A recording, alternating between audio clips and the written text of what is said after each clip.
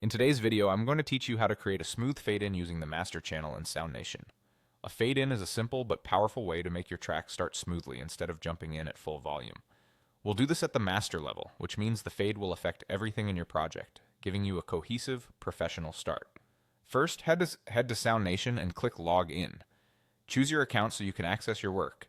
Once you're in your dashboard, either create a new project if you're starting fresh, or open an existing one you want to edit. Give the project a moment to load so you can see your tracks and tools. Inside your project, look for the Master Channel button. It's located at the end of your toolbar. Click it and you'll see the Master Channel appear beneath your beats or sounds. This is the channel that controls the overall mix volume, which is perfect for a clean global fade-in. Next, click Automation. When you do, a volume bar or automation lane for the Master Channel will appear. This is where we'll draw the fade. You'll see a horizontal line that represents your current volume level over time. Place a point at the very beginning of your track. Then place a second point at the moment where you want your fade-in to finish. This could be the first beat of your verse, the first drop, or simply a spot that feels natural for the music. Now take that first point at the start and slide it down to lower the starting volume. You're looking to create a gentle ramp shape that rises from low volume up to your normal level at the second point. This ramp is your fade-in.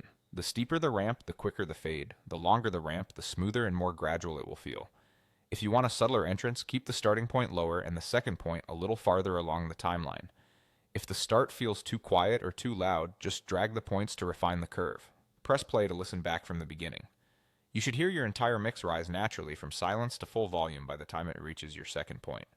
That's it, your fade-in is done. Using the master channel for this keeps everything consistent, and it's especially handy when you're introducing a track, a podcast, or any audio that benefits from a polished start. Save your project and you're ready to move on with your mix.